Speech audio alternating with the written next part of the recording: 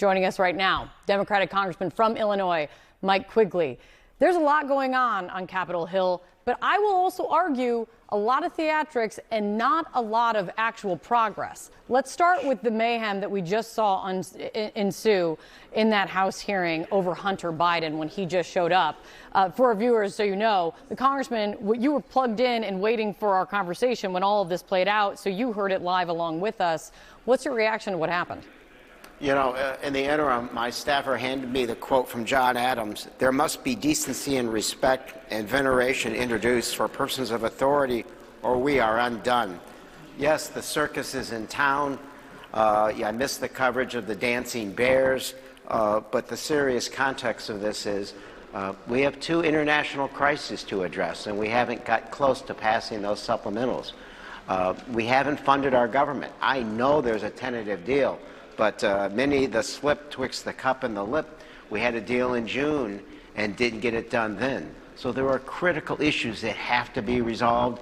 And as you say, we're dealing with theatrics. There is always theatrics in public hearings. We know this. This is a tale as old as time. What's unusual is seeing kind of the target of the hearing surprise the hearing to show up. There was some conversation about rules of appearing before the committee.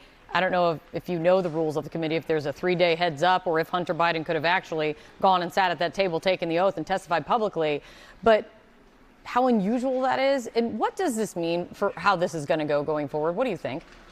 You know, I think the problem began some time ago, frankly, under the Trump administration, when Trump officials and members of Congress decided they didn't have to obey lawful subpoenas.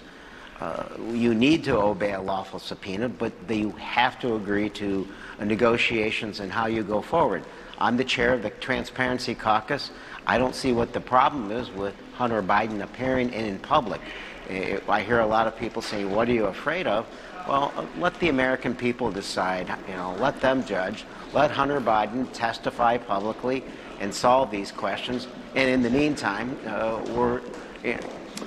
if we're going to waste the people's time, can we get our business done first? Let's try to run through some of the business. I don't know if you're going to put this into the waste category or the business category. Another hearing happening right now. House Republicans are moving towards possibly trying to impeach Alejandro Mayorkas over the border. Negotiators in the Senate say that they're making progress towards landing on a deal that includes doing more border security. Do you think in the end the deal is going to be good enough for Democrats? Setting aside Mayorkas for a second. I'm not exactly sure where they are, but let's remember that the president offered a deal to dramatically increase border security last October. My friends across the aisle refused to put it on the floor. So I think that there's room for these discussions and good compromise. If there's no good faith, it won't get done. Do you think Alejandro Mayorkas has done a good job when it comes to managing the crisis at the border, Congressman? Extraordinarily difficult time. I think he's done the best he can. He needs a lot more resources.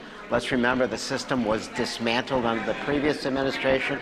We need those hearing officers. We need to hire border security. We need to put the system in place. And oh, by the way, we need to pass comprehensive immigration reform. All things that should have been done 10, 12, 13 years ago. That's not the secretary's fault.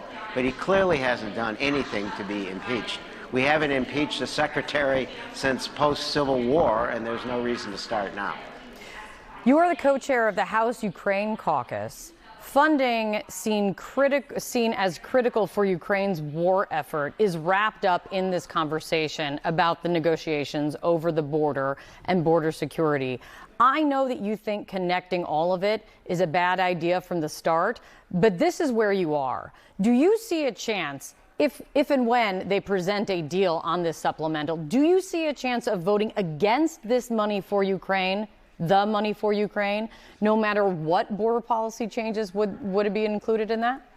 You know, it always depends on what the circumstances are. In the end, we have to fund this conflict. It's the most important war since the Second World War. Our national security is dependent. They're dependent upon this.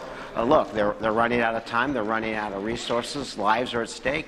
Democracy is at stake.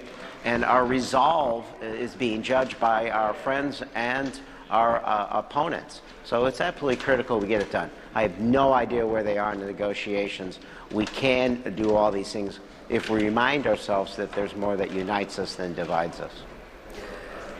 That is true. Hard, though, to say that and see that on Capitol Hill in this very moment, especially what we've seen this morning. Congressman Quigley, thank you very much. Thank you. Sarah?